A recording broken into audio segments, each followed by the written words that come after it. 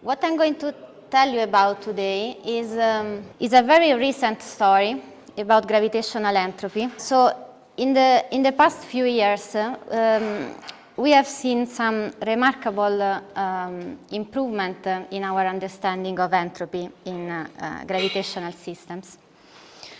So, as you might know, in quantum gravity we have many different approaches. So we have loop quantum gravity that Eric introduced yesterday.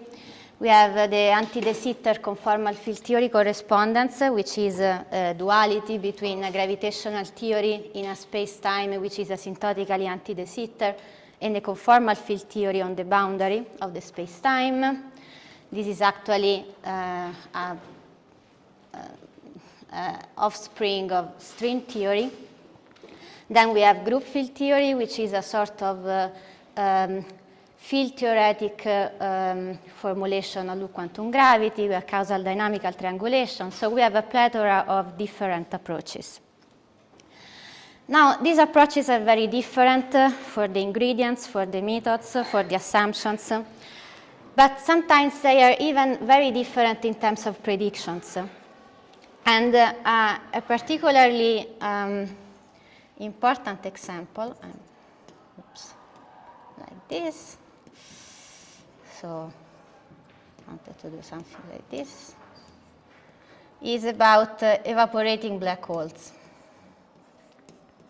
So for evaporating black holes, there are many, at least two main scenarios.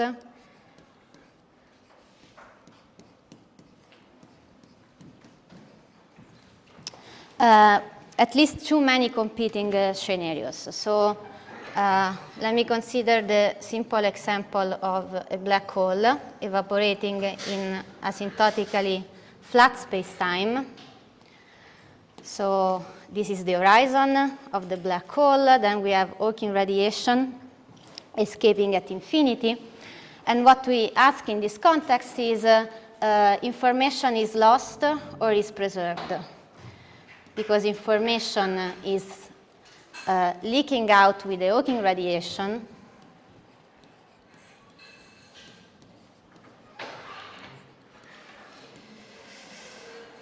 And the question is, at the end of the evaporation of the black hole, and note that this is a regime in which we actually are ignorant about, because in this regime you need a quantum gravity theory, which we don't have. So when we talk about the information paradox, there are many different ways in which the information paradox has been formulated.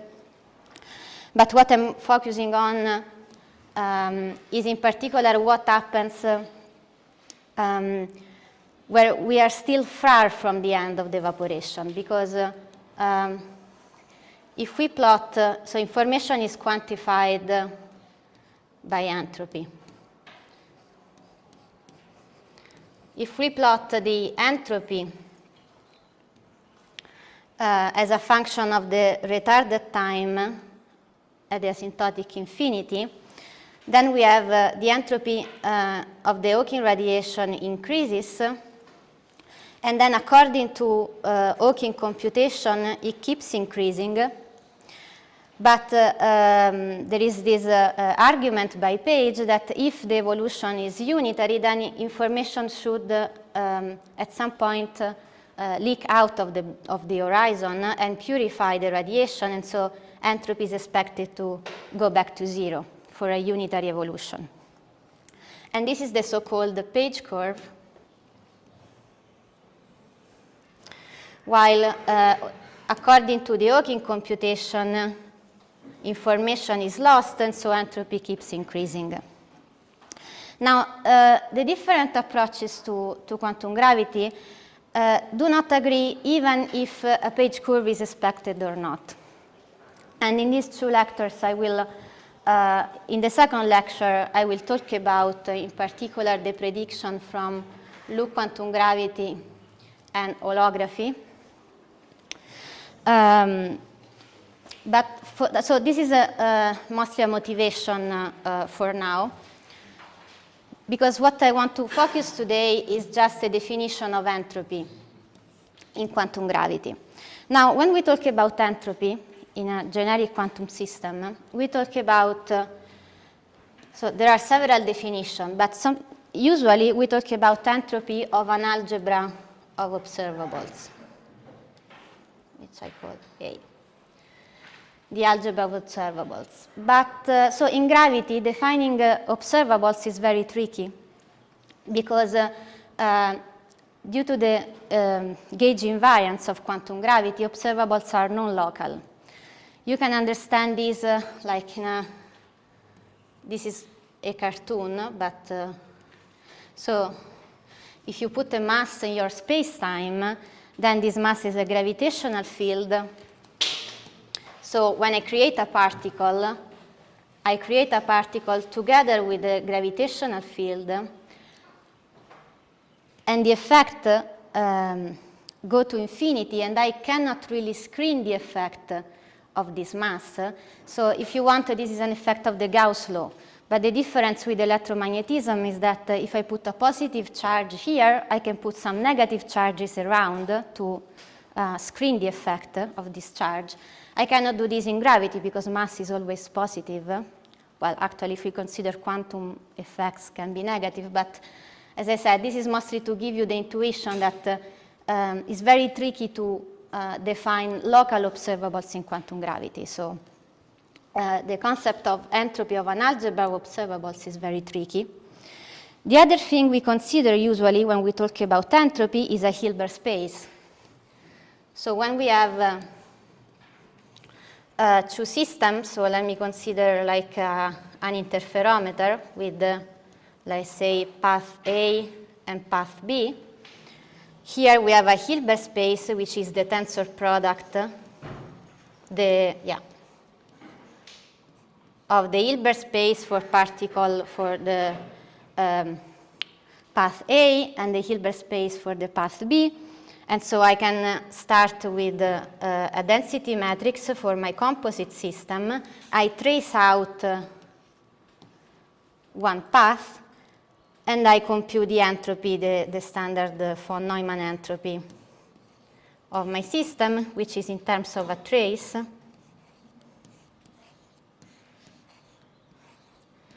And this is a trace on the Hilbert space. So if the Hilbert space has a discrete basis, this is what you do when you compute the trace. So in gravity, the problem is that usually you don't even have a factorization of the Hilbert space. So again, talking about entropy is tricky because it's tricky to talk about subsystems. It's tricky to have a Hilbert space, a well-defined Hilbert space for the region you are considering. Okay?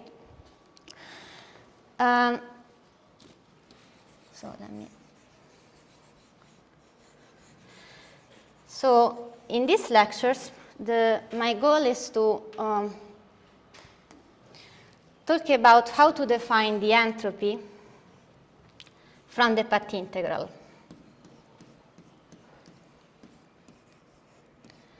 And so I will show that there is a sense in which you can compute gravitational entropy using the path integral for quantum gravity. If I have time at the end of the second lecture, I will also mention how you can actually construct the algebra of the observables and the Hilbert space just from the path integral, but let's see how much time I have. Okay. Okay, so we said that our goal is to understand entropy via path integral. Let me write just p high because I'm going to write it many times. So as I mentioned at the beginning, there has been some remarkable results in 2019 in the holography community, which the discovery of the so-called island formula.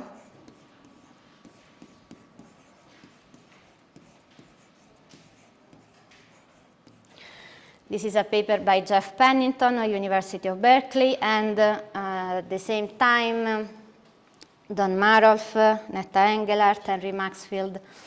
So with this island formula, which is computed by the so-called replica trick, which is a technique that, as we are going to see, involves the path integral. And so the claim is that when you apply this to the evaporation of the black hole, you get the Page curve.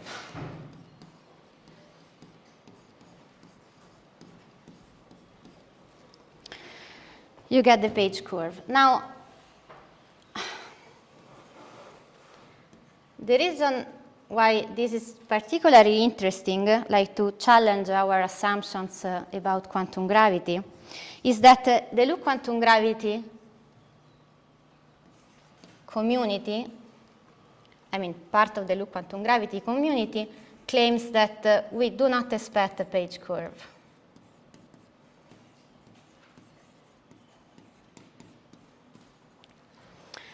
So it's interesting to, like, if indeed, I mean, this formula has been originally derived in ADS-CFT, so in holography. But,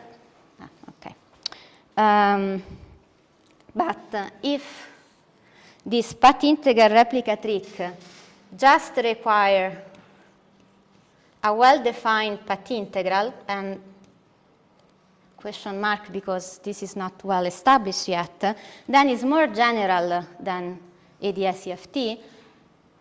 And so we can ask what are which kind of assumptions we need to make on our path integral to get this formula, and so compare with the path integral formulation of loop quantum gravity, understand where this tension comes out.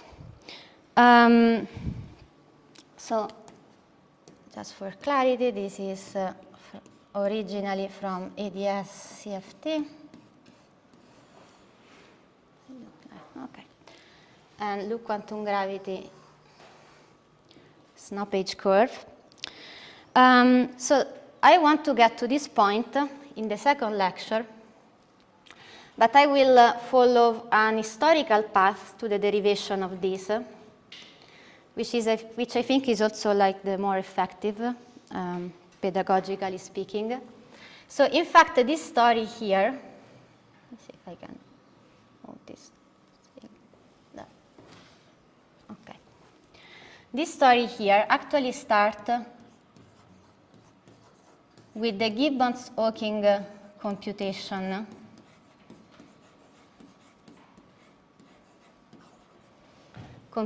of black hole entropy.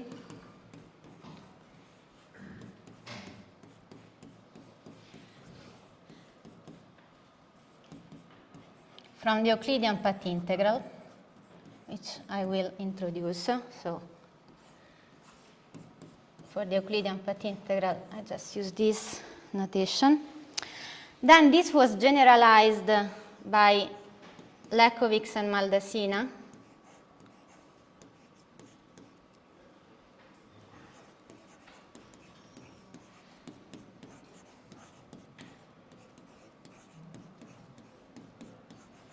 So the Gibbons-Hawking computation is in the case in which your space-time has a time translation symmetry.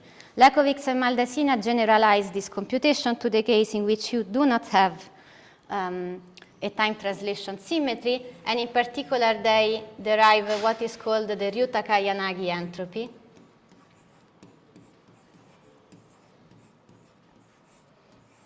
Okay, so this is our story for these two lectures.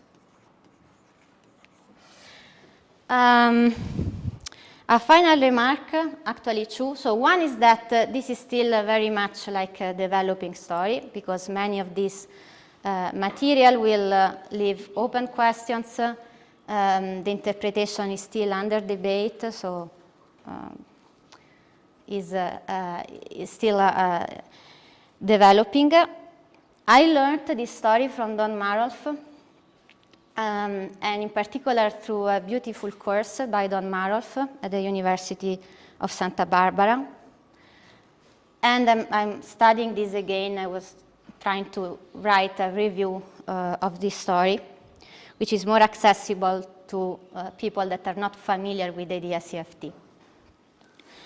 Okay, I will maybe skip the outline because I already used a lot of time. No, maybe it's useful. Okay, so the first part I want to mention is path integral in quantum mechanics. Very basic introduction, but since we are going to use it again and again, I think it's good to review it together. The other thing I want to mention, still just in the quantum mechanical setting, so no gravity, is how to write a thermodynamic partition function from an Euclidean path integral. Okay, so this is the first part of the lecture, and it's just quantum mechanics. And the second part of the lecture, we move to gravity. So I want to show you a proposal for to compute a thermodynamic partition function in gravity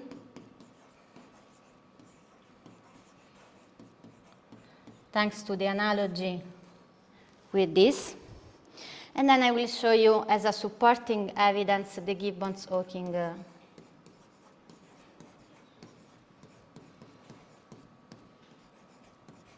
computation of black hole entropy, which supports this proposal. Okay, so this is the gravity part.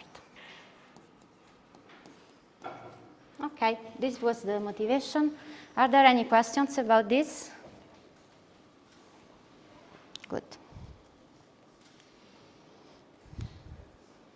This is not mine. Okay. So, path integral in quantum mechanics. This might be very trivial for you, actually. So maybe I will go fast, and if you have questions, you can just interrupt me. Okay, so let's consider the most simple case in quantum mechanics, a particle in one dimension. A particle in one dimension, so this particle will be described by a position operator and a momentum operator, which satisfy canonical commutation relations. Okay, it's important that this is equal time. For different time, we need to use the equation of motions. The equation of motions in the Heisenberg picture, which is the picture we are going to work with,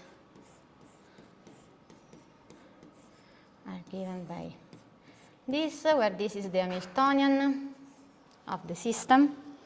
So our goal is to compute this quantity, the amplitude between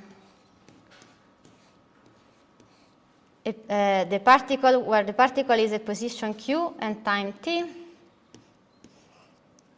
to position q prime at time t prime. Okay? So the goal of this is to show that this can be written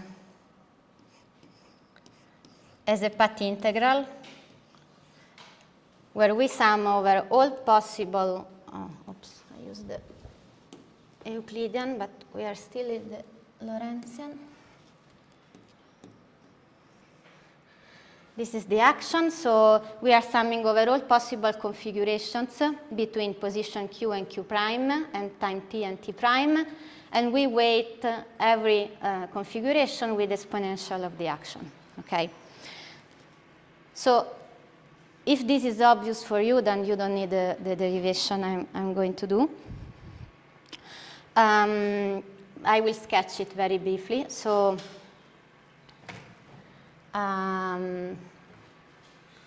yeah, let me do this. Okay, so the first step is to write, so we have the final position, final time, initial position, initial time.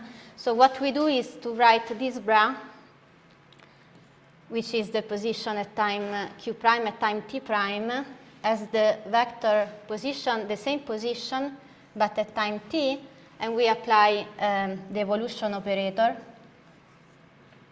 And here we need a time ordering operator because the Hamiltonian in principle depends on time. And then we have our initial state. Okay, and the trick to get to the path integral formulation is to split this evolution into a number of steps. So what we do is to insert, to split this evolution in many steps. So we consider little time increment. The t, of course, we need a number which is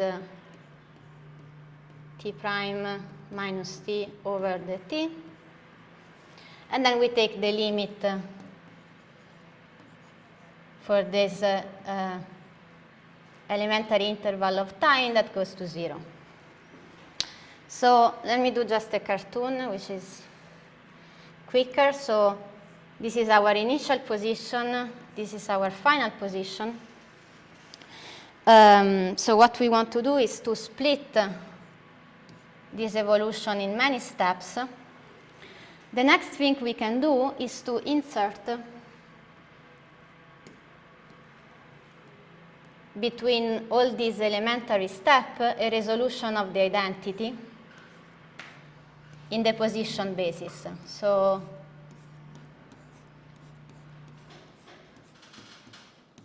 So this is the identity, so I can just insert in my equation without changing anything. I want to label this because I need n minus 1 of this because I want to insert an identity for each little steps. So I will put Q1, Q2, up to the end. And then, of course, I have this integral for each position. Okay, so for each, so if I expect after time that t that the system is here, then I integrate over all possible positions for the system at that point. So my equation now looks like this.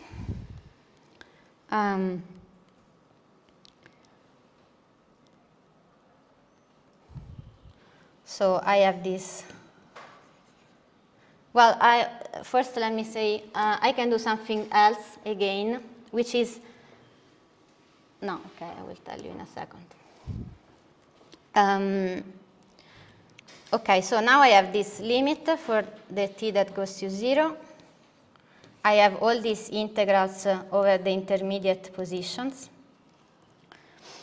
And then I have these elements here. So q prime, t prime.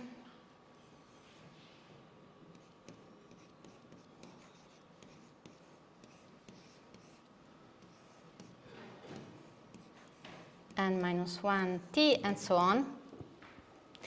Now I can, since the t is going to 0, so this is a, I can do I can approximate the exponential as 1, should be a minus sign here, sorry, minus e, the Hamiltonian, and the time. So this is how I can plus terms which are order t squared. So here I'm just doing the approximate expression for this exponential. And so you will see that I would end up with the Hamiltonian between two position eigenstate. This is difficult to evaluate. It's much easier to evaluate the Hamiltonian between position and momentum because we know how to write the Hamiltonian function in terms of position and momentum. So then the other trick is to insert a resolution of the identity, but this time in the momentum basis. So at each of this time, of these little steps, what I do is to insert now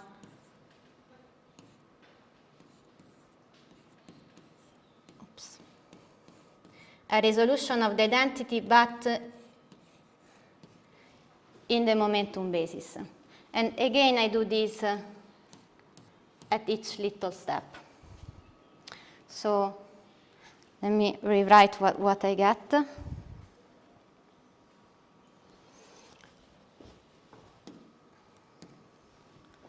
So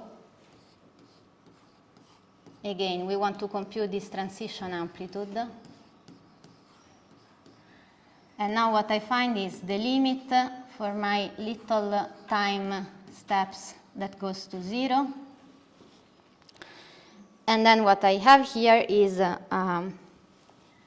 so I insert my integral over the momentum. I insert the integral over the intermediate positions. And then I have elements which look like this. So I have the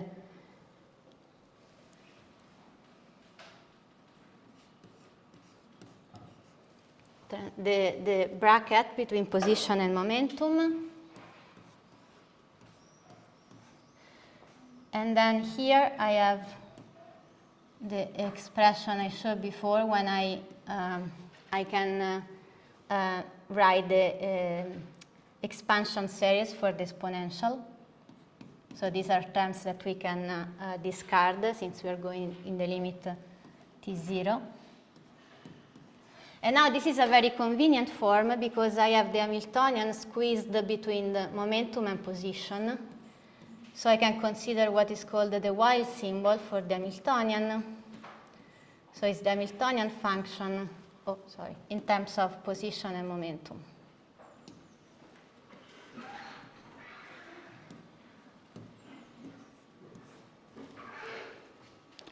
Now this is a plane wave. So in the end, this element here is going to look like the exponential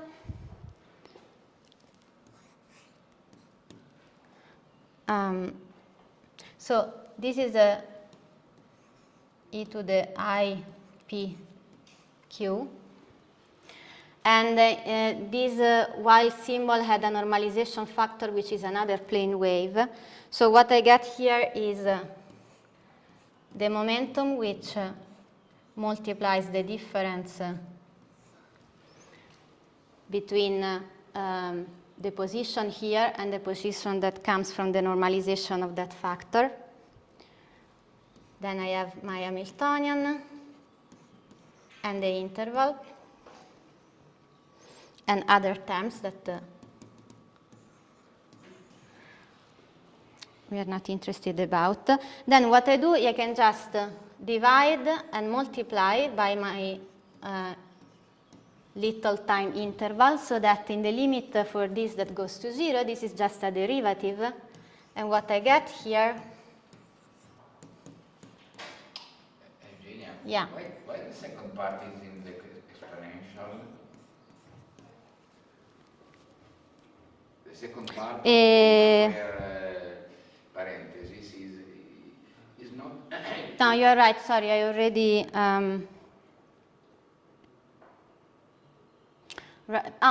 because I canceled the 1. So what I had was I, P, Q, and then I was multiplying by 1 minus I, H, the T. But this came from the series of the exponential. So this is actually... I put back in the exponential form. So I have just... these two that multiply each other. Okay, and so I put everything in the same exponent. Okay, so, and now you might recognize here. So again, these are terms which are t squared, so we will ignore them. But now you can recognize that this is a piece of the canonical action. Okay? So it's an element piece of the canonical action. The canonical action is the integral in the T of PQ minus the Hamiltonian. Now, I'm showing this for a little step of my computation, okay? Because I was inserting this position at each elementary time steps and the momentum. So this is actually just a little piece, but when I put all these pieces together and I do the limit, what I find, maybe I will cancel this.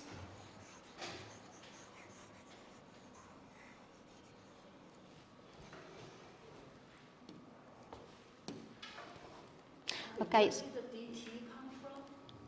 Because I should do in little steps, because I will do the limit for this that goes to 0. And since I divided the difference between two positions by the t, I get the derivative. This is the derivative. And the extra delta t goes out of the parentheses. And so this is a little piece. Now again, I'm doing this just for the elementary step, but all steps are equal. So what you actually get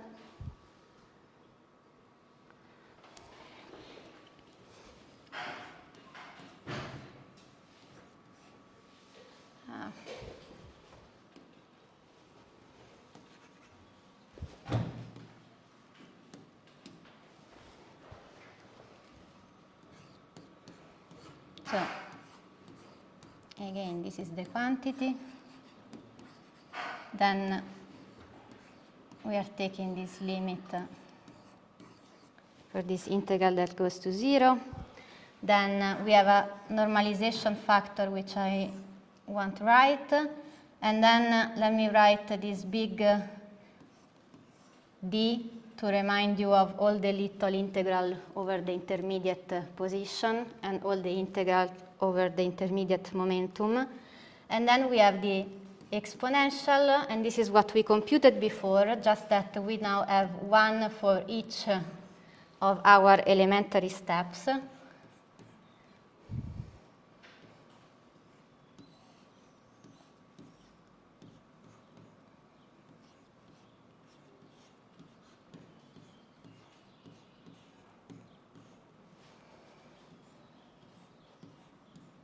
Okay.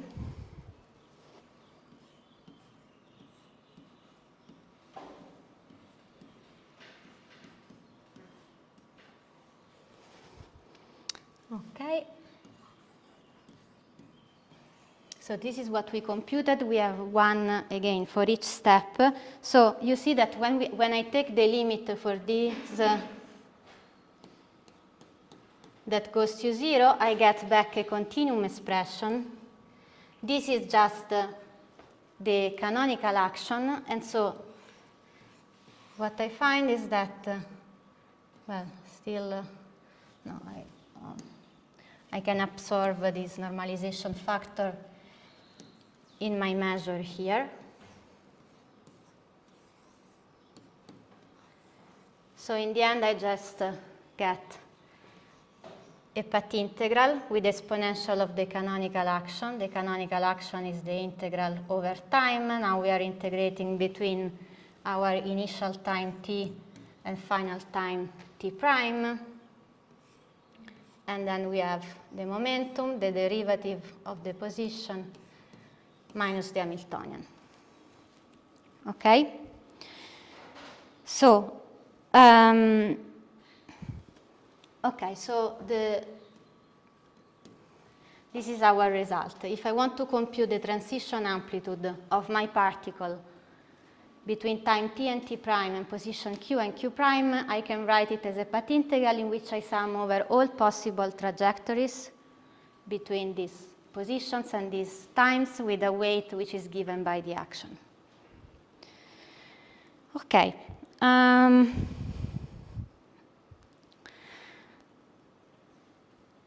Now, we can use the path integral also, so not just to compute transition amplitude, we can use the path integral to compute correlators. So, in particular, if I want to compute the expectation value between this final state and this initial state of some operator at time, let's say t1,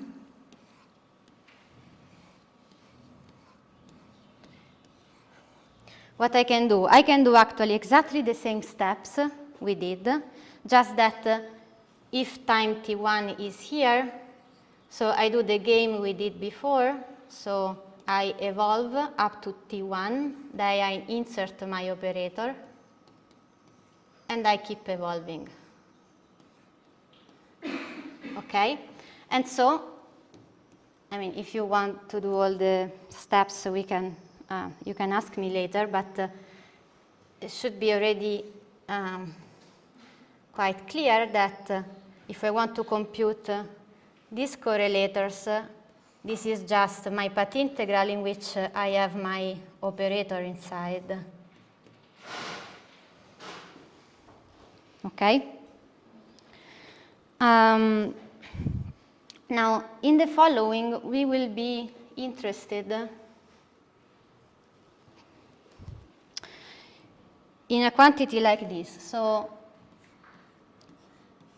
okay, so I mentioned that if I want, so let me now, for example, take the correlators like this. So imagine that like time t1 is greater than time t2.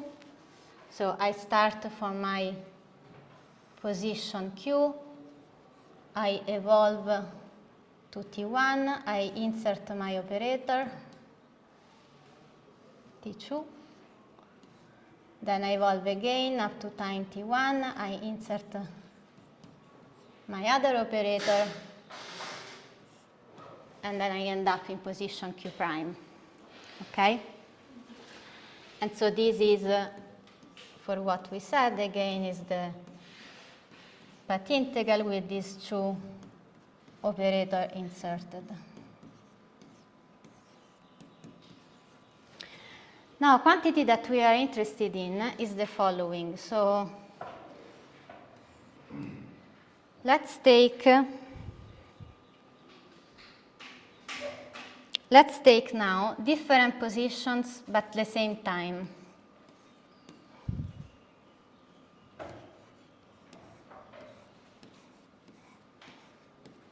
Okay, say time t but different positions. So what I do now, let me change the color.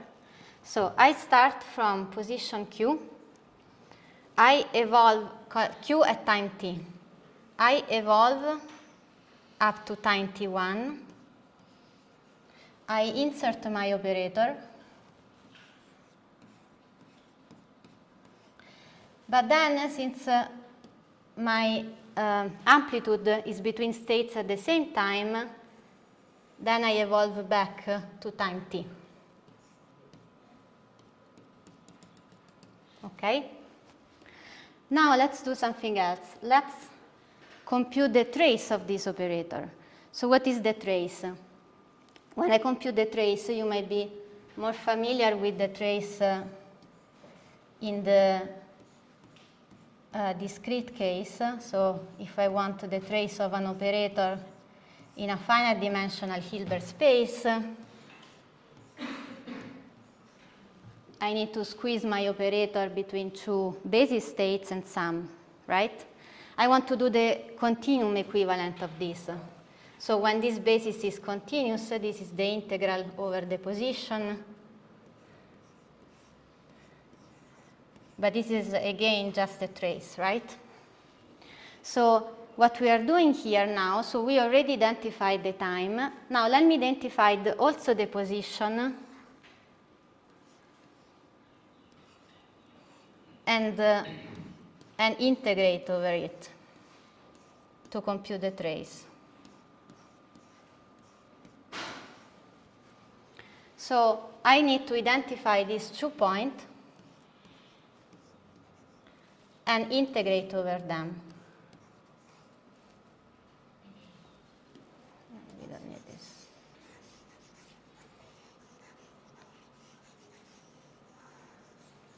Okay, so this becomes an integral now over a closed circle because I identify this point and I integrate over this position. And so I have a closed loop with the insertion of my operator at time t1. Sorry, why is it a closed loop now? It's closed because I first identify the time, so I am evolving from time t, go to t1, insert my operator, and go back to t.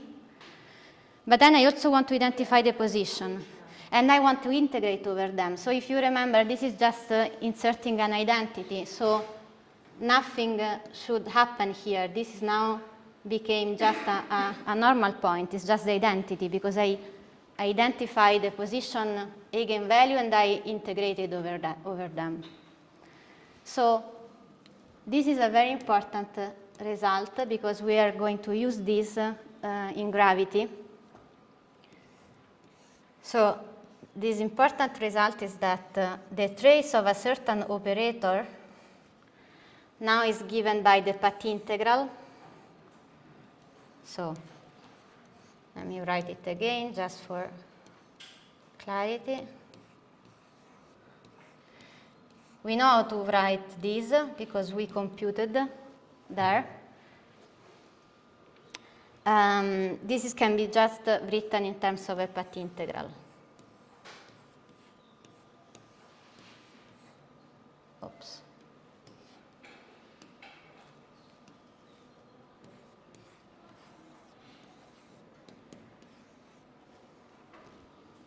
Okay, a path integral over a closed loop.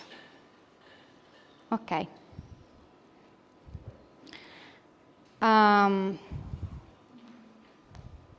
Good. Now the last bit of information for this part. So we brought the trace as a path integral on a closed circle. Now I want to focus on another quantity. So we have seen how to write the trace of this operator in terms of a path integral. Let me choose a particular operator. So instead of a generic operator O, let me choose e to the minus beta h. Now this looks very familiar because it's like evolution, but there is no I there, right? So it looks familiar, but there is something wrong. So imagine that if beta was some I times delta t, then this would be just the evolution operator, right? So actually, before going to the trace, let's start before integrating. So let me just write this amplitude here. We will get to the trace in a moment. But now, if beta was just an interval of time times the imaginary unit, then we would know how to compute this because this is what we did before, right? Because if this is evolution in imaginary time, this is telling me that there is a time, so let me just invert this equation. So this is telling me that the time interval is minus I times beta, and so what we are computing here, just as we did before, is the particle position q prime at I0 minus this time interval q I0. And we know how to compute this because we did that before, and this is just the path integral, right? It's just the p, the q, and then we have the exponent, and here the only difference is that we are integrating our action between this weird time with this imaginary part. Okay, this is just p, q prime, minus h. So, considering an operator like this is like evolving in imaginary time. So what? In the middle term of the line you just wrote, I'm sorry, the second term after the equal sign, shouldn't there be an h after the I beta? Sorry, where? You have q prime t minus I beta. Yes. Shouldn't there be an h after beta? No, because this is, I'm using this to write this state. So I'm evolving my particle from time t0 to times t0 minus I beta. Sure. So let's do what is called the weak rotation, is what is moving us from the Lorentzian picture to the Euclidean picture. So this is just for clarity. Thanks for the question. It's this state here.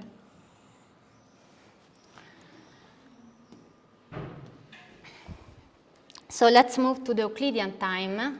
So since I have this weird operator that looks like an evolution in imaginary time, what I do is to introduce this Euclidean called Euclidean time, which is just the imaginary unit times my ordinary time. Just as a normalization, it doesn't really matter. Let me actually take the difference with this initial time t0. And so you see that now I have that an interval in Euclidean time is my I times the ordinary time, which is beta.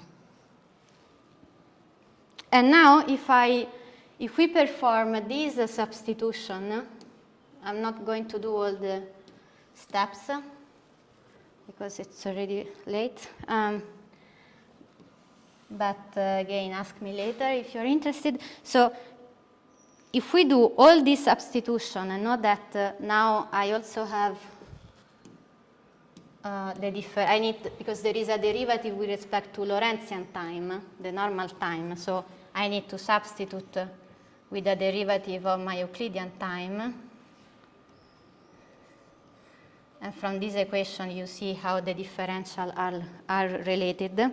So if we do the substitution, again, I'm not doing all the steps, but what you get is the following, is the integral. Again, I have my integral over all possible trajectories. And then I have the exponential. And now here I integrate over between my imaginary time now, my Euclidean time, tau, between 0 and beta. And then I have p and the derivative of the position with respect to tau, so with respect to the Euclidean time, plus, so not the difference with respect to the Lorentzian action we have seen before, in the tau. This is called the Euclidean action, indeed. So I put E to distinguish from the Lorentzian action we used before. And again, the difference is this weak rotation. Okay?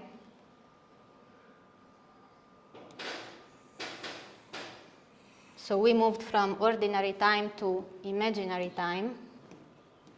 And now, so I have an Euclidean path integral.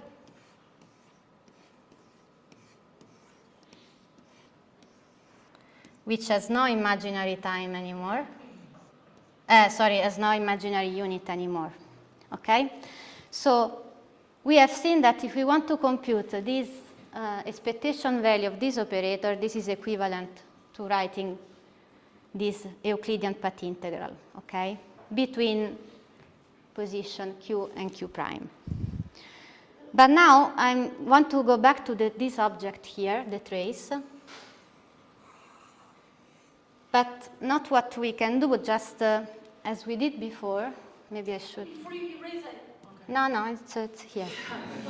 Or just, I know this is trivial, but on the first line, y is delta t just equals to now Minus I beta.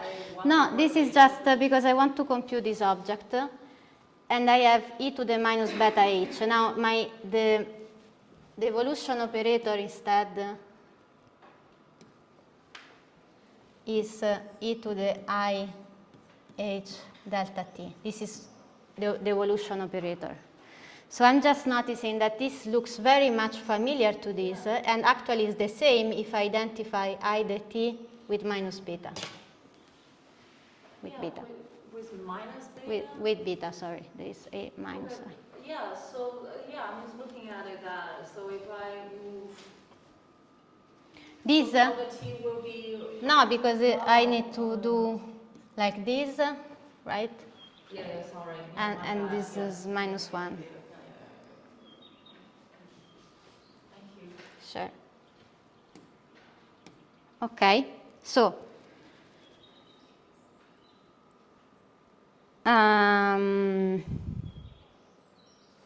yeah, so we computed this.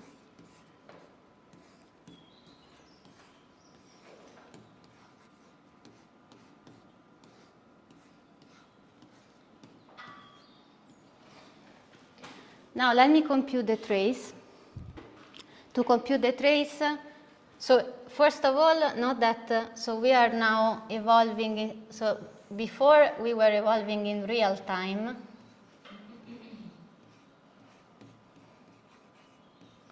Okay, now we want to evolve in imaginary time. Oddio, che ho fatto?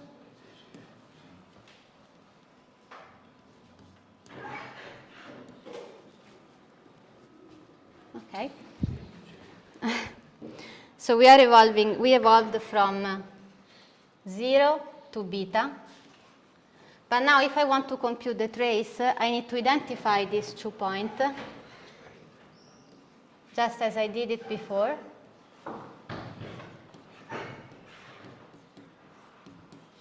And so what was my path integral is now a path integral. If I want to compute the trace, so instead of just that, I want to compute the trace of this object. Then I have a path integral in which I need to identify that 2 point. So I have my Euclidean path integral, but now it's performed over a loop. Because I closed, so I evolve in imaginary time, and then I close the loop. And this is S1, just way to, S1 is the circle. So, okay, so this is the important equation because we are going to use this to do something similar for gravity. If I want to compute for a standard quantum mechanical system the trace of e to the minus beta h, I can just perform an Euclidean path integral over a closed circle. Yeah? Is there a direct alternative you can use instead of the weak rotation? To go, yes, I mean you can just do it everything in the Lorentzian. It's just that you don't get this path integral form. But that's what we want and see for, right? This is because it's very useful to think in terms of Euclidean time, because then I'm just this path integral formulation with Euclidean action. But and so usually for convenience you you do the computation by weak rotate and then you weak rotate back Right. to go back to the Lorentzian But that's picture. some kind of a controversial step to take for some, at least. Yes, yes, And it therefore is. I'm asking if we It could is, bypass and you can indeed, when I say many of these aspects of this story are, the interpretation is very much debated. The one is, because we are going to see that you can actually compute the entropy, because this is like a partition function. Yeah. But the question is, okay, but you are using Euclidean path integral. Why the Euclidean path integral work? Because you should use a Lorentzian one. But the point is that the Euclidean path integral give the right answer for the entropy. And so, I mean, you do what you can. This is the point. Like, And shut up. no, it just, I mean, it is actually a very deep question, I think, that is still not clear. Why Euclidean path integrals give the right answer. So why indeed they, so if you're worried that we should use a Lorentzian path integral one, for example, there is work by Don Marolf mainly on how to write an Euclidean path integral in terms of Lorentzian one, because you can deform the contour of integration and find some Euclidean saddle even if you are doing a Lorentzian path integral. So there are ways in which you can actually rewrite the Euclidean path integral in terms of a Lorentzian one. For the part of the story I'm going to tell, you can indeed be skeptical about why the Euclidean path integral is giving you the entropy.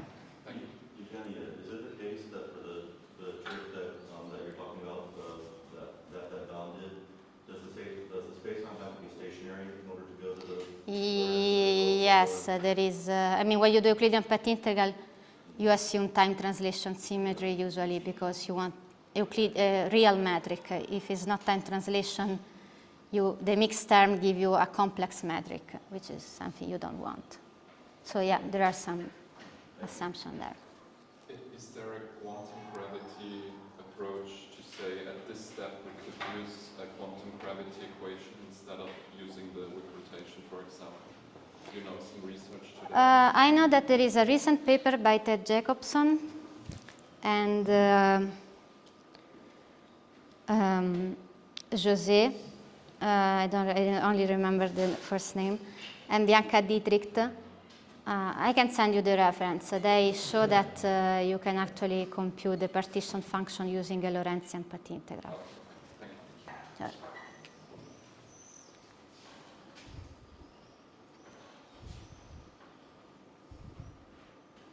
Okay, so yeah. Good. So this is the end of the first part.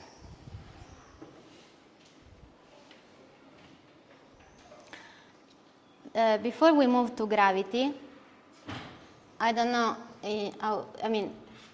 most of you are for sure familiar with thermodynamics. This is a partition function for our quantum mechanical system. And so when I say this is important for us when we want to compute entropy in gravity, is because this quantity is actually the partition function, which is e to the minus beta and the free energy.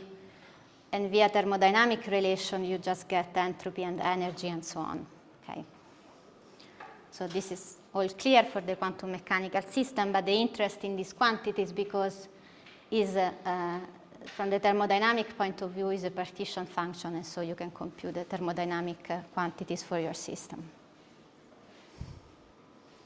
Okay. Now we move to gravity.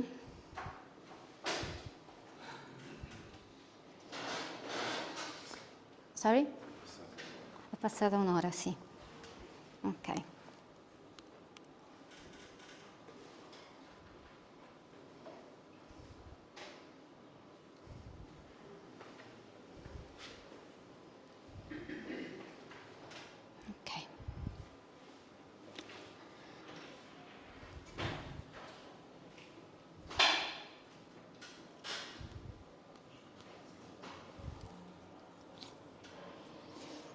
Okay.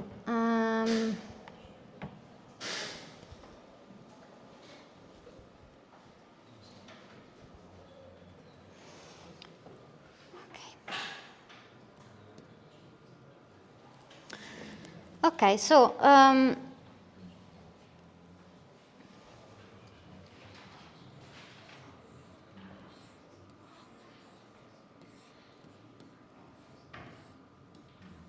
we have seen that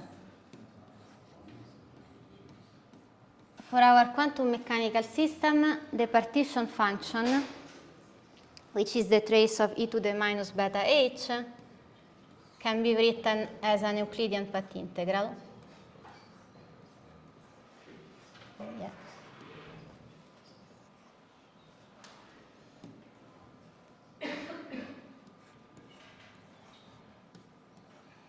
Oh. Thank you. Okay, so we have seen that for in the quantum mechanical case, we have an Euclidean path integral computing the partition function, and is in particular this is a path integral computing along the circle. Okay, so we are summing, integrating, because we are in the continuum, over all possible trajectories on a closed loop.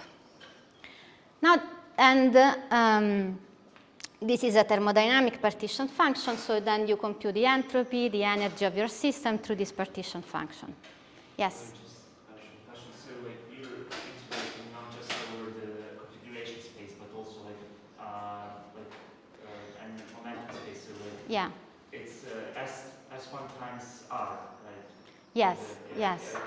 Yeah, sorry, I actually, because I can, yeah, thanks for the question. I can actually, I mean, if I'm lucky and my integral is a Gaussian integral in momentum, I integrate over momentum, I reabsorb everything in a measure here. So actually, let me just write, there is a measure integration here, and let me just do the configuration space integration. Yeah, thanks for the question. Okay, so this is in quantum mechanics. What should we do in gravity?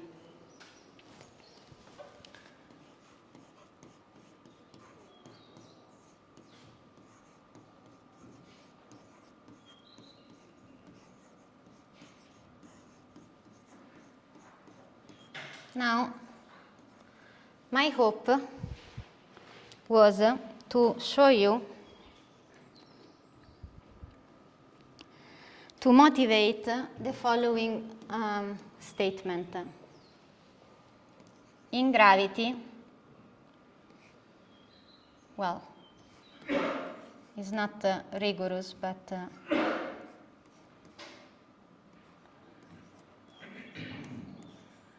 the Hamiltonian is a boundary term. What I mean by this, I mean that the Hamiltonian generates time translation on the boundary, because time translation in the bulk are just gauge in gravity. Okay, but I don't have time actually, because I want to go to the Gibbon-Sokin computation. So if you are interested in so my plan was for this part to study gravity in a box. It's called gravity in a box. So you consider a gravitational system with a finite boundary. So let me assume that you have your gravitational system with a finite boundary like this. You want to know, so in this case you can put, so this is a boundary at finite distance. You can put some boundary conditions on your, some fixed metric on this boundary. These are my boundary conditions. Then I want a good variational principle, which means that I want, so when I have the action, the variation of the action gives you the equation of motion.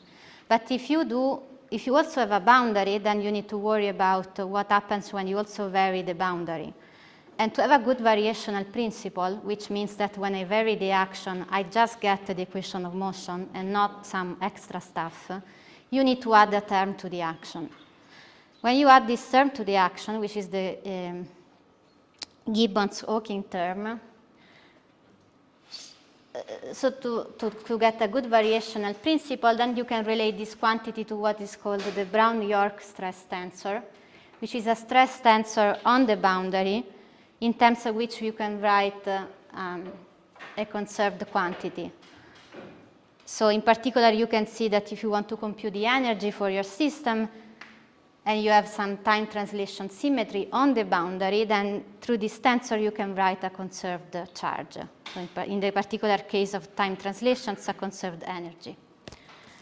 And this was to motivate the statement that in gravity, the Hamiltonian, the time translations are on the boundary, because time translations in the bulk are just gauge. Okay? The other piece of information that we need to formulate a guess for gravity, for the partition function, is the fact that in principle, in gravity, the gravitational path integral, we should sum. So now let me just write the gravity path integral I integrate over the metric. In principle, I need to sum over all possible geometries and topologies.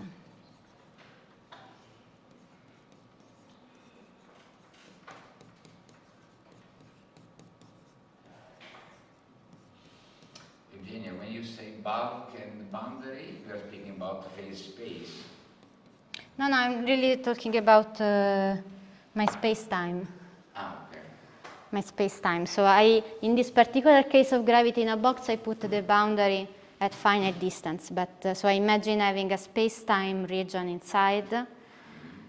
Time translation inside the space-time are just gauge, but instead are not gauge, are physical transformation on the boundary. And there I define energy.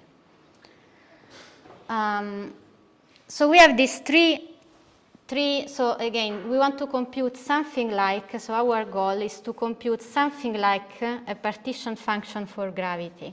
So let me put quotation marks, because it's very unclear what I mean by this in gravity. Partly for all the reasons I mentioned at the beginning, there is no clear Hilbert space factorization, so it's not clear what I mean by the trace and so on. So now we are really like making a guess for what is a reasonable guess for a partition function in gravity. And then let's combine these three ingredients. The first one is what we do for a quantum mechanical system. I show you that you can write an Euclidean path integral over S1. We also know that in gravity, the Hamiltonian is a boundary term, so the time translation actually only happens at the boundary. And the third piece of information is that when we consider a path integral, in principle, we sum over all geometries and topologies. So if we combine all these, what is a reasonable guess? Well, for the quantum mechanical system, I was integrating over S1, over the circle.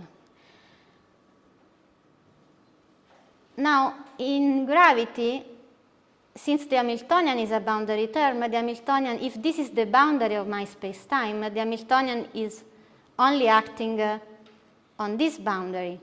This notion of the Brown-York stress tensor, what is the energy, is just acting on the boundary. So it's reasonable to assume that for the gravitational case, I care about having a boundary like this on which the Hamiltonian is acting.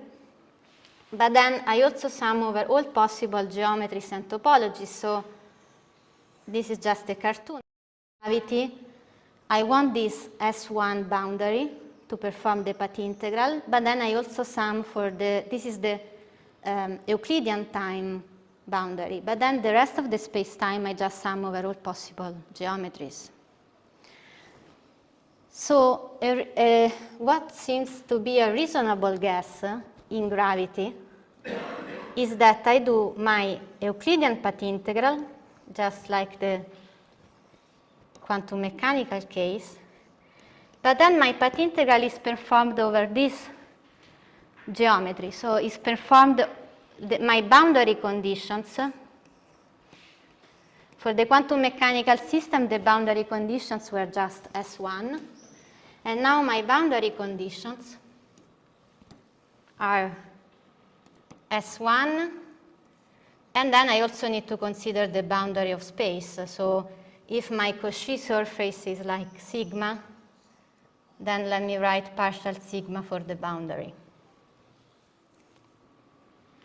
This is our guess for what is the analog of the partition function in gravity.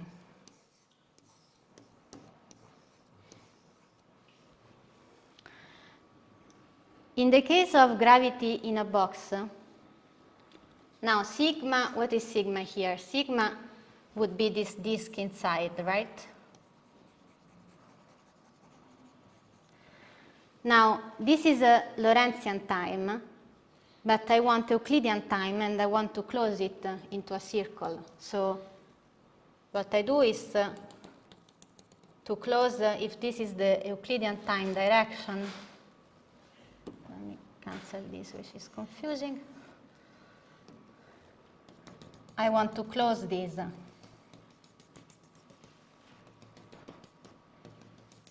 Okay, because I want a periodic Euclidean time, and the boundary of sigma will be just, let me do in orange. Oops.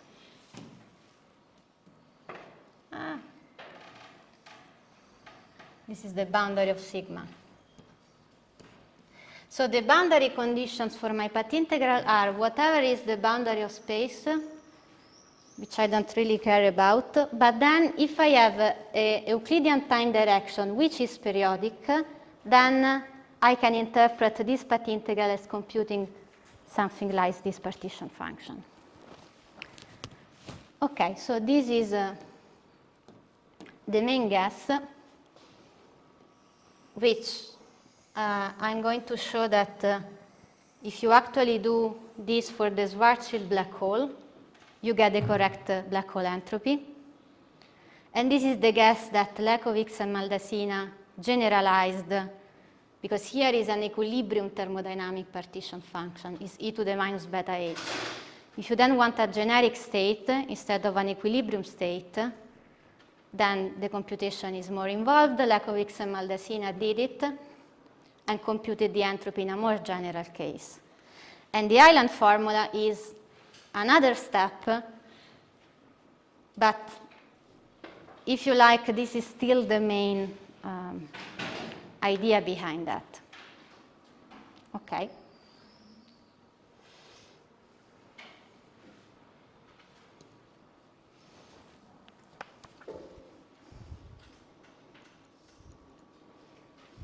So,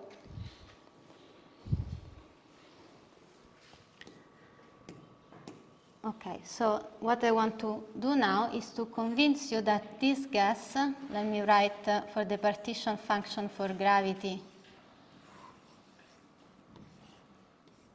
This, I keep the quotation mark because this is not a well-defined quantity in gravity. I mean, I want something analogous to this, but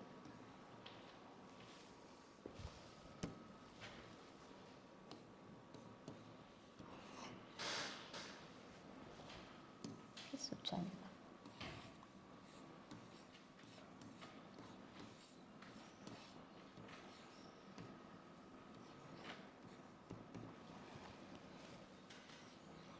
And again, my boundary conditions here are my Euclidean time circle times some boundary of space. Okay? This is the guess, and then I want to show you that this guess makes sense, at least in some cases. in particular, it gives you the correct answer for black hole thermodynamics.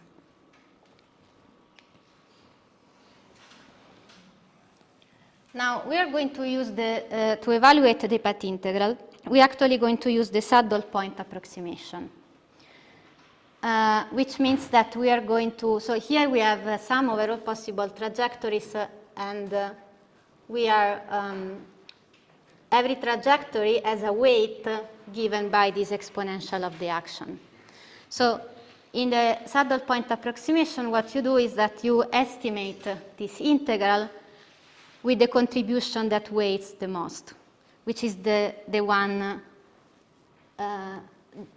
when the action has an extremum point. So in particular, when you find a solution for the equation of motions, which you find indeed by doing the variation of the action. So a stationary point for the action, which is a solution of the equation of motions, is going to be the contribution that weighs the most. So it's the one that is actually that can give you oops.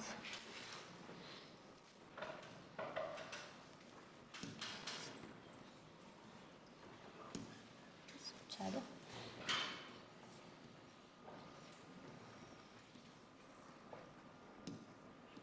Devo toccare lì. Yeah, so actually, since we are going to compute the entropy, is a bad notation S for the action. So let me call the action I.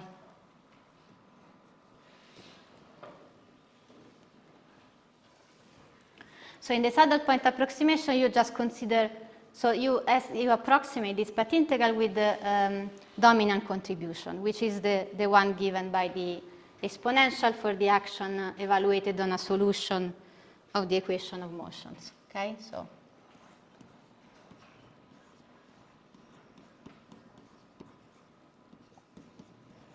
solution of the equation of motion. Okay, so in principle, what we should do to check that this guess makes sense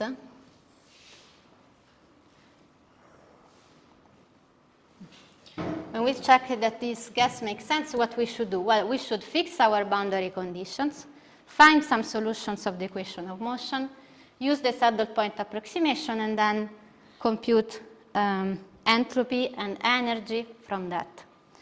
Now, in practice, we are going to do something different. So I will start with a known solution of the equation of motion, in particular the Schwarzschild solution, and I will show you that the Euclidean Schwarzschild solution actually has some boundary conditions of this form, and so can be a solution of a problem like that. Okay?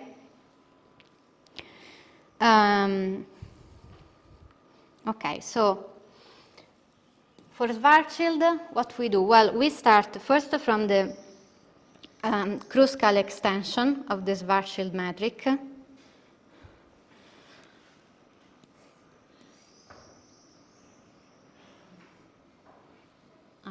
Maybe I should write that down.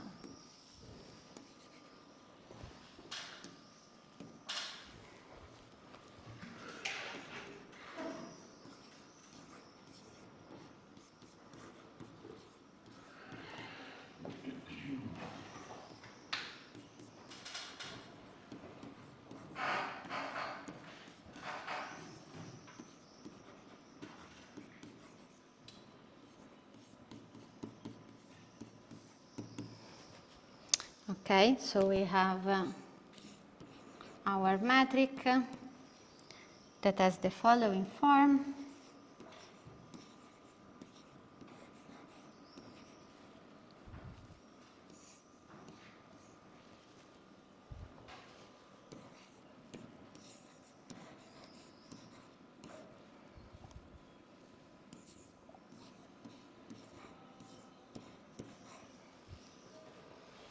And then we have the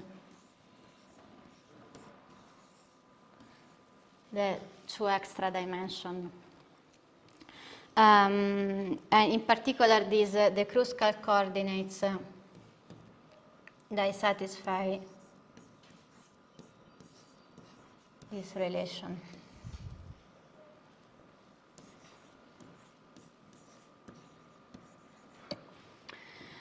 Now, what we want to do? Well, we want to do a weak rotation, as we did before, to move to the Euclidean setting. Actually, first we define, so let me change coordinates. So we define capital T and capital F via these relations. And then we do the weak rotation by moving to Euclidean time. So our Euclidean time is I times the Lorentzian time. Then we also introduce, I go in quickly here because there is not much time, but so then I introduce a new radial coordinates through this relation. And so the metric becomes the following.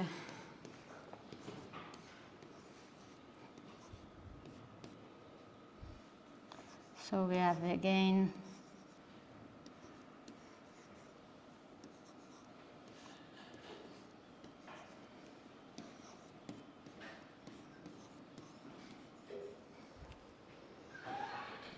and then this is the important part.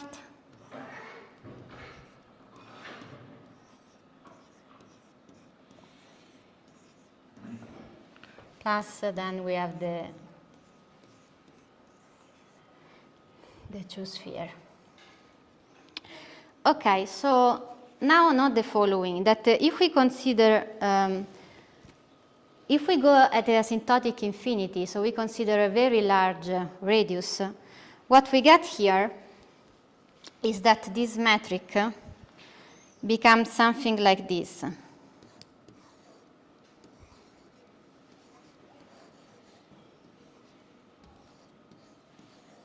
This, not something.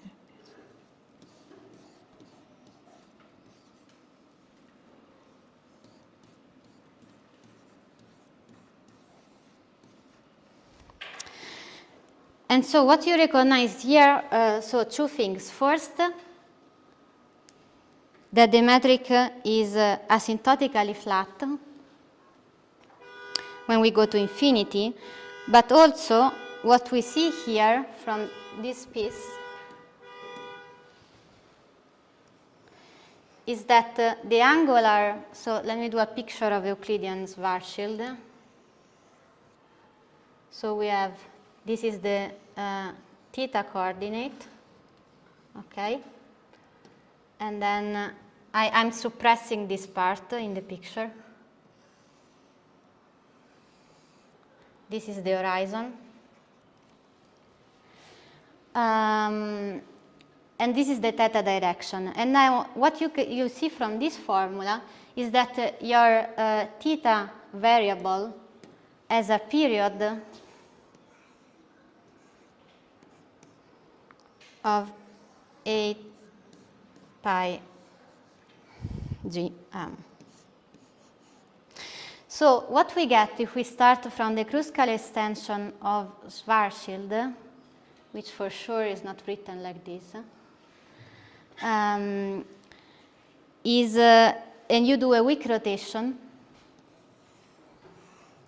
you get a space-time which is asymptotically flat, but also that has Euclidean periodic time direction, which is this circle here. So in technical terms, we have a killing vector field on the boundary, which is the vector field given by the derivative in theta. And so the boundary conditions, so this is a saddle point with boundary conditions which look like this. So we have a direction which is periodic in the Euclidean time, and then we have some boundary of space. So what this is showing is that, and in this case, our the boundary conditions in this case would be, so S1 times, so imagine that is like putting a sphere around our black hole. So the boundary of space can be written as a sphere with infinite radius. So Eugenia, in the Kruskal extension has asymptotic, null infinity has two disconnected components. So it's not really S1 cross boundaries. oh, but I moved to the Euclidean setting, so, and I have the so it's only one. Oh, I see. Thank you. Because the Euclidean plane is the perpendicular plane, and so I don't know how to write it, but you see, it is the plane perpendicular to this, and I'm just taking one side. So this is would be only this asymptotic side, okay? And this is the horizon, so this is the bifurcation surface. Since you are ignoring, the left half of the extension, why did you start with the full extension? Because I wanted something that is, in this way I already get something that is smooth. I can do the other way around, but then I need to see that I need to choose the period of theta in order to avoid a singularity in the Euclidean plane, and I thought that this was the most easy way to see that, but you can definitely do that. It would be nice if I could copy this to the next, but I guess I cannot do that.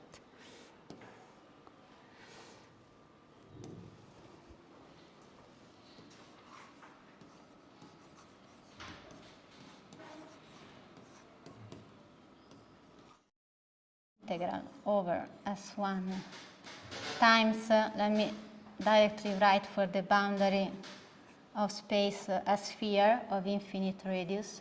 These are the boundary conditions for the path integral.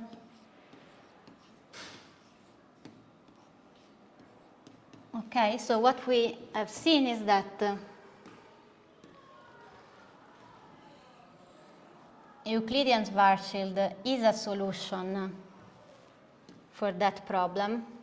So I told you that in the semi-classical approximation I can write this as just this contribution. This was our Schwarzschild, maybe like this.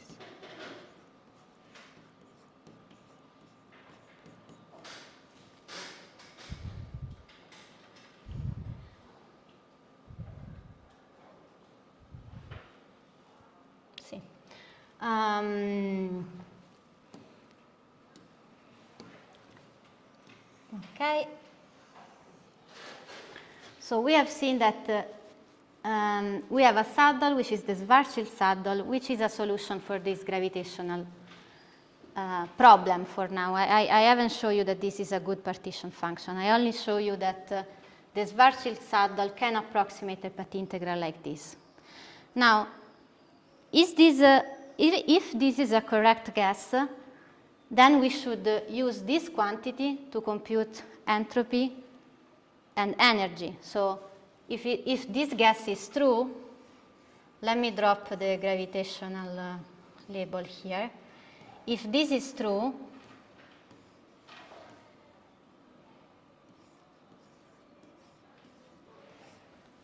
this is my Schwarzschild saddle. If this is true, then, and this is a good thermodynamic partition function, and I know that the thermodynamic partition function is e to the minus beta,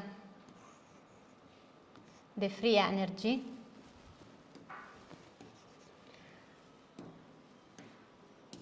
Then if this guess is true, it means that my action evaluated on the Schwarzschild saddle must be equivalent to beta and the free energy. right? And in particular, we know that beta times the free energy, and this is just a thermodynamic identity, is equal to beta times the energy minus the entropy. So then what we can do, consider a variation of the action, and this, so I do a variation of this equation, so I get the differential of beta times the energy plus beta times the variation of the energy minus variation of the entropy. Now, for the first law of thermodynamics, these two terms cancel. And so what we get is that the energy is given by the derivative of the action with respect to beta, evaluated on a solution.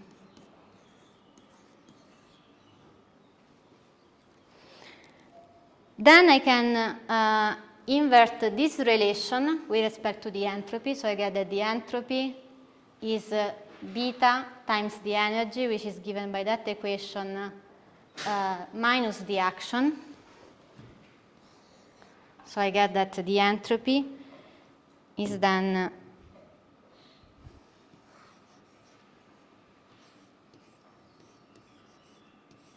beta times the derivative of the action with respect to beta, again evaluated on a solution,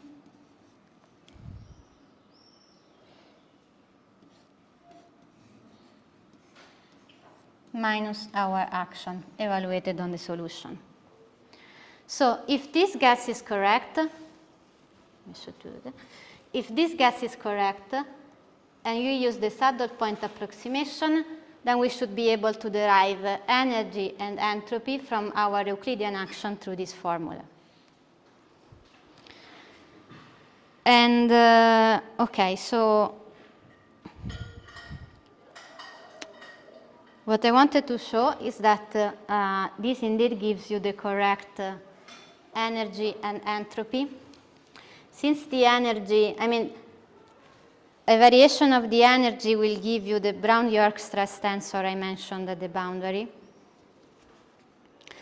But let me start with the entropy, because there is not much time left, and we are more interested in the entropy. So let me just start with the entropy. And before moving to the computation, there is something very interesting in, there is a very nice qualitative way of seeing that indeed this formula is a correct formula in this case, or at least a way in which you can understand why this is a reasonable guess. So in particular, if this is correct, what we want to find is that this is equal to the area of the horizon over 4G, right? And so since there is not much time left, I think I will just give you the qualitative, well, let's see, okay. So it is this is like just a comment.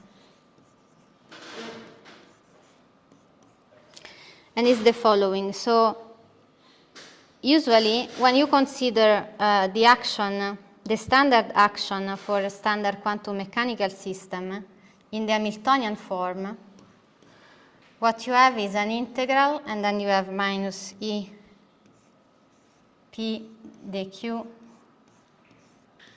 in the t plus the Hamiltonian. Okay. Now, if, as is our case, sorry, this is the Euclidean time. I'm looking at the Euclidean action. If we have a Killing vector field on the boundary, as is the case here, then this term is 0. And so you find, and you integrate this, and you find if tau has a period of beta. What you find here is that this is beta times the energy. Now, what is interesting here is that, so this is for like what would be the case for a standard quantum mechanical system. So you have the action equal times beta, the energy. But if you look at the equation we got here, the action is not just beta times the energy. There is an extra term, which is the entropy. And so you might wonder why, for a standard system, for a standard action in canonical form, I just have beta times the energy, and then when I go to gravity, I consider this black hole, this Euclidean black hole, I also have this extra contribution. And one way you can understand this is the following. So to have a good Hamiltonian formulation, you need the foliation of your space. So here, a foliation looks like this. So this is my Cauchy surface, right? Now, at each Euclidean time, I have a slice of space. And as it should be, the Hamiltonian, well, in this case, we have a rotational symmetry because we move from the Lorentzian to the Euclidean setting, but is acting as a rotation on the boundary. But then, so I have a nice Hamiltonian form in this case when I'm like at asymptotic infinity. But when I go back to the horizon, this foliation degenerates. So you see, at asymptotic infinity, at each time I have a different slice, but all these slices end up at the same point at the horizon. So you can understand this extra term here as, again, this is a very like qualitative way of saying this. Which I learned from Marolf, which I think is already is actually very inspiring, because so you have that the energy is acting as a time translation at the asymptotic infinity, and what acts as a translation at the horizon is what we call entropy. And the reason why I think this is a very insightful way of looking at this is because in all these path integral computations, the entropy always comes from conical singularities. And you see in this case that indeed you have a conical singularity at the horizon here, right? So this extra term, which is what is going to give us the entropy, is actually, if we were doing the full computation, the area of the conical singularity of our solution at the horizon.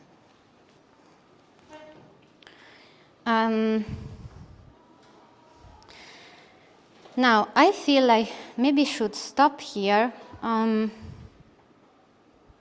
maybe I will just, because I haven't done this computation. I haven't done this computation, and which I think is actually very useful to see. So let me just say a few words without going to all the steps. So what is the idea here is that, so what we need to do is to consider, to compute the variation of the action when we vary the period of Euclidean time.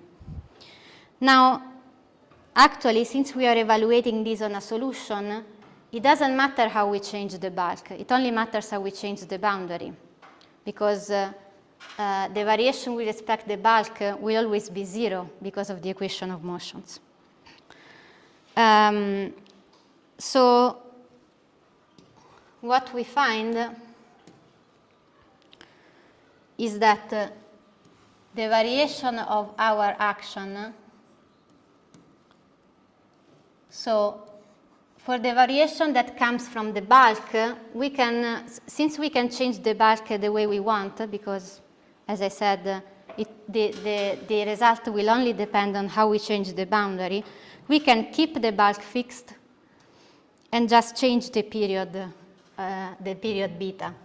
So if we only vary beta, what we get from this variation is the usual action, just rescaling for the change of beta. And then we have what happens if we keep everything fixed but we change the boundary. We introduce a conical singularity.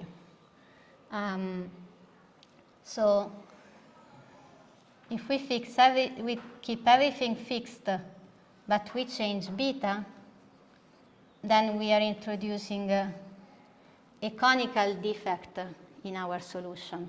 So here we have a contribution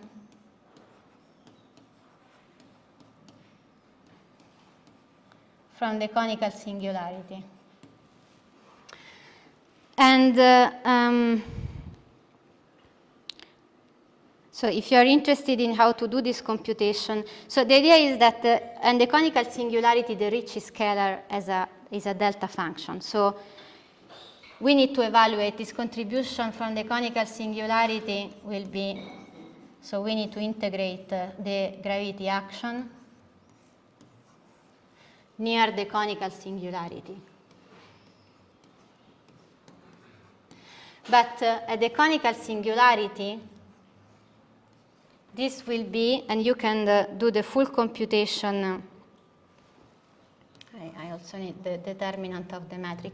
You can need the full computation using the so-called Gauss-Bonnet theorem. And what you find is that this is proportional to a delta function, okay? And this delta function is what forces you to do this integral only around the conical singularity. And if you do the full computation, what you get indeed is that this turns out to be something. You have 2, you have the deficit angle, and then the area of the conical singularity, and the conical singularity in our solution is the horizon. Okay, so this is just to give you like the flavor of the proof. If you're interested, I will show you the details. But so what we find by using our guess and our semi-classical approximation is indeed that the entropy is the Bekenstein-Hawking entropy. So this is a hint. So and I haven't shown you, but you can actually compute with this equation, the variation of the action with respect to beta. You actually find the correct expression for the energy for your gravitational solution. So these are hints that our guess for a gravitational partition function actually makes sense. So I will stop here for questions. I feel it's already a lot.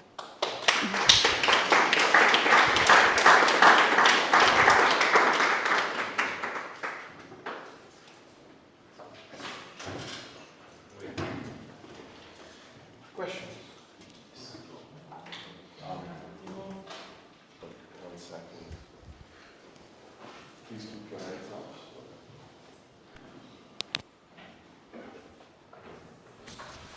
So, apart from some technical questions, the overall question that kind of was at the back of my mind was, I think you were here yesterday. I'd be just curious your reaction basic on Eric's talk and what he talked about. Well,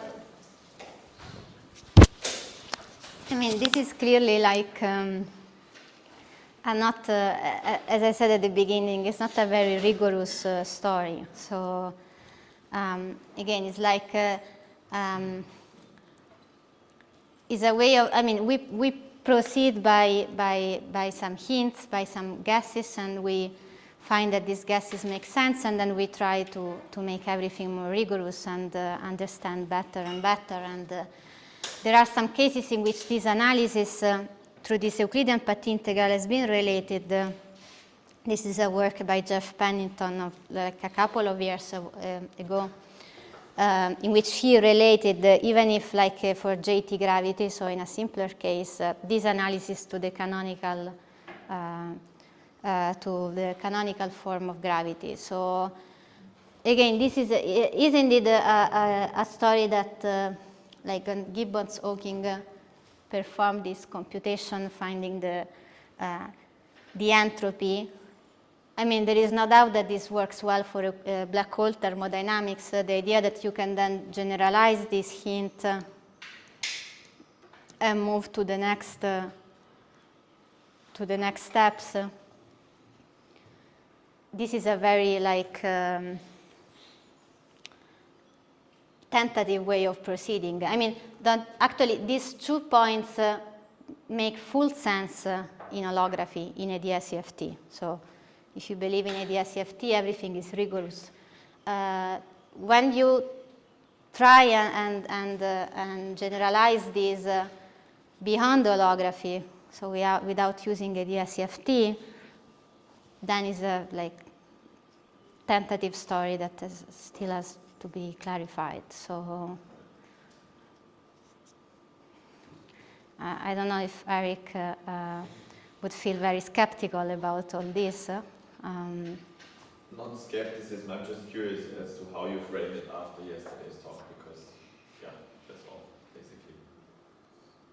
But it is partly, I mean, it's a story that you can tell, and the story makes sense. Yeah. Thank you for telling the story.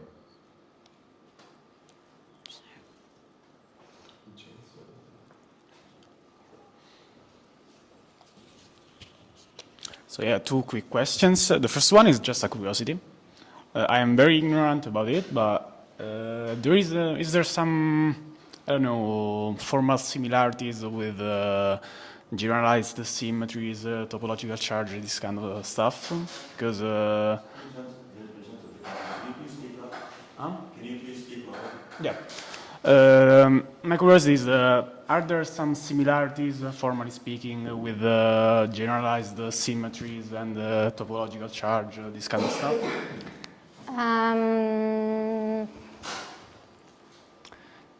Not that I'm aware of, but I would actually, I mean, there should be, because it's very much like a story about topological singularities. So in the replica trick computation that I'm going to talk about on Thursday, you will see that every time, so these entropy contributions always come from some topological defect.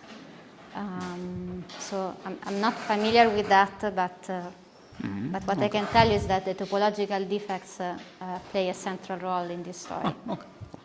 Okay, and the second is about the boundary of the sigma space you speak in.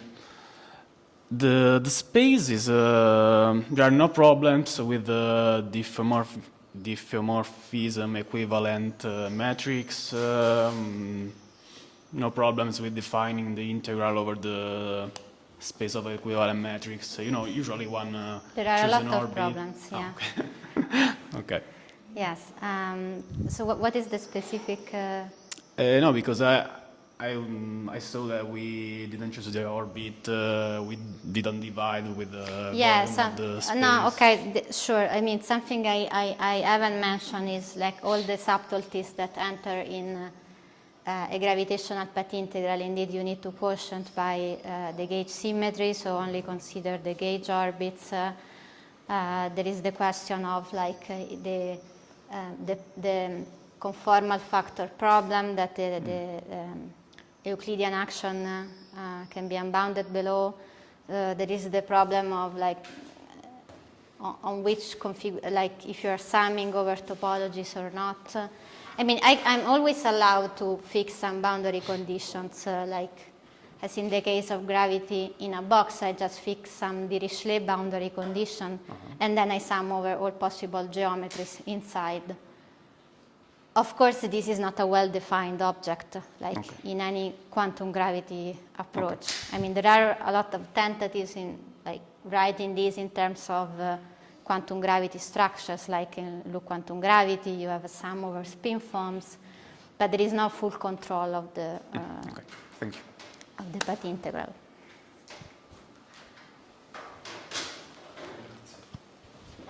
Yeah, thank you also from my side for this wonderful effort.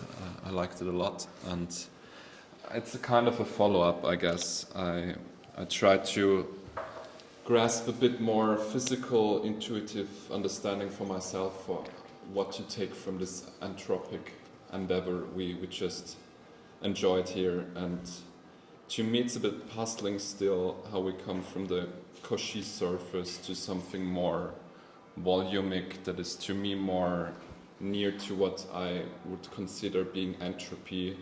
So also I was waiting a bit for walled entropy to come into place somewhere.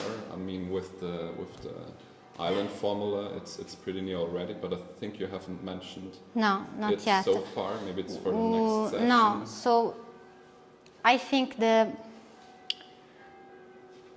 And that was just a remark. Maybe just coming to the question to end this also. What's your intuitive understanding now, given all of this, and beside the technical question, we could talk about a beer maybe one day, like it was mentioned yesterday a lot of times. But what is your intuitive physical understanding? How do you think about entropy, given all of this? Thank you. Okay, thanks for the question. Okay, so the answer is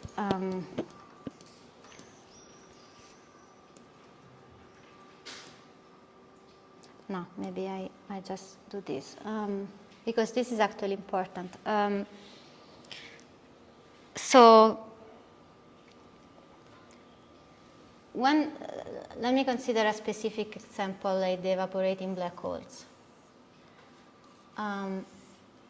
I'm interested, so I have Hawking radiation here, okay?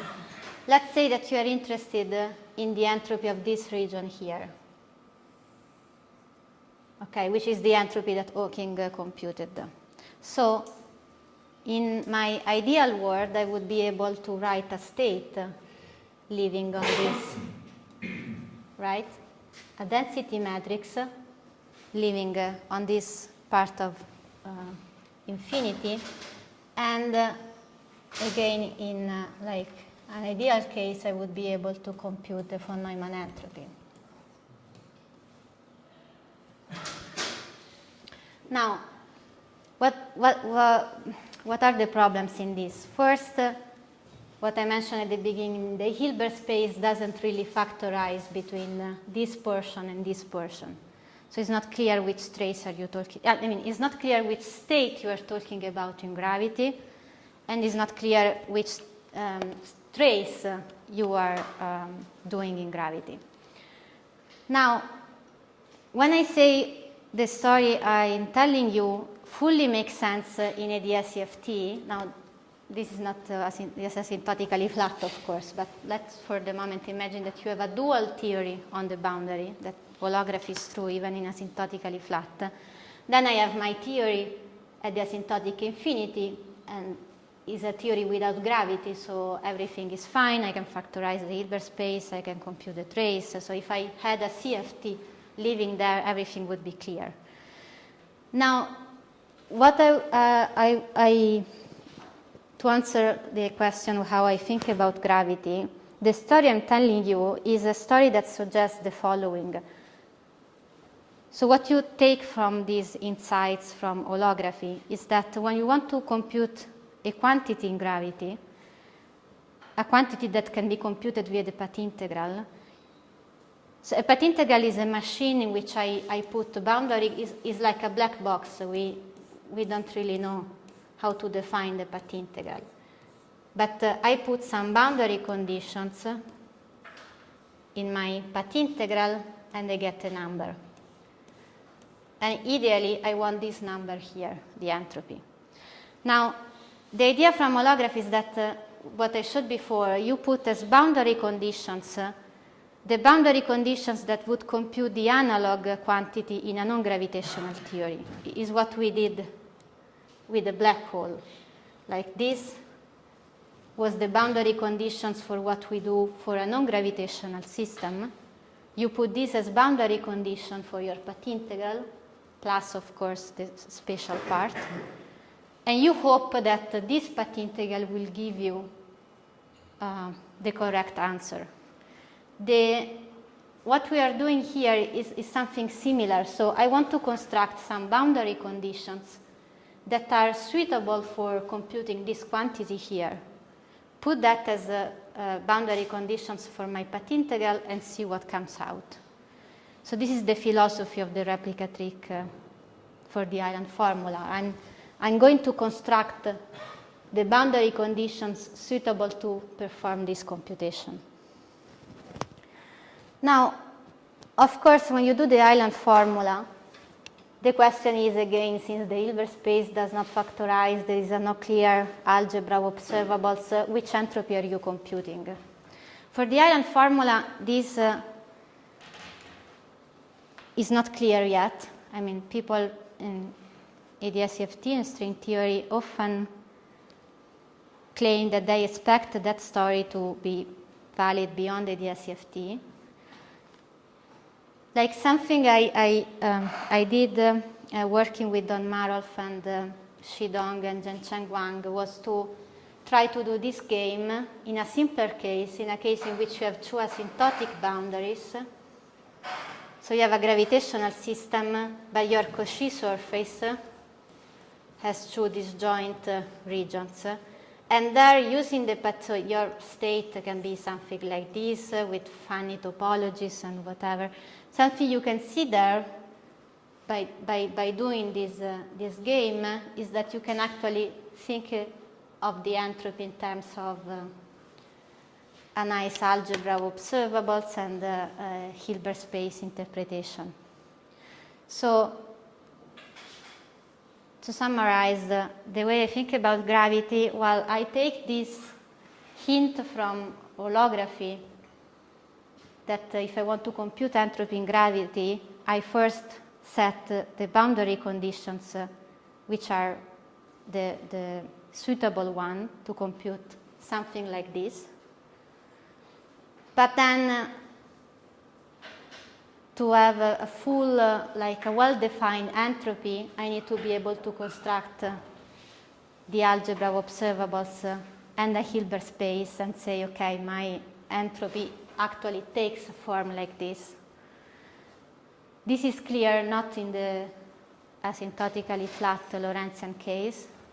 It's clear in the Euclidean asymptotically anti-de Sitter case, but there is no clear understanding of that here. Thank you. But I would say that, like going back to the very first question, I would say that to fully understand entropy, you need, if not the Hilbert space, which might be auxiliary, at least the algebra of observables. And say, okay, the entropy of which algebra, otherwise it's not clear what you are talking about. Any last very good question? Well, sure. Well, I want to make sure that the students have priority. If any students have questions. Okay. And maybe, Eric, you can answer the question. I wasn't able to. No, I have a very general question about the path integral approach. One thing that's always puzzled me about it is that we use entire 3 geometries, as the configuration variables. That we use? We use, entire geometries for the configuration variables. And I mean, nowhere else in quantum theory do we use, enormous things, for configuration variables. I mean, we would never dream of using the quantum path integral to calculate the orbit of Jupiter. We would never use the position of Jupiter as as the basis for constructing our Hilbert space. So why do we use such enormous objects that would be Well, actually, almost entirely impossible to keep, coherent in a quantum no, but sense. actually we don't, right? I mean, the only case in which, I mean, the way you do this computation is with the saddle point approximation. I never But the path integral. I never dream of make sense of the full. So the idea is that if we take the path integral, if we take the saddle point approximation, then we can bracket the kind of conceptual questions about about the full path integral itself. Yes. Okay. But let me say, okay, this was for the purpose of just this Gibbon-Sogin computation. It's true that like when I want to do the replica trick, I need to use some properties of the full path integral, like Yes. summing over topologies. Well, yeah, I was going to press you on that one when you got there. But. I never do you use some formal properties of the path integral, not a specific realization of it, because we don't have a good formulation of that. Okay, thank you.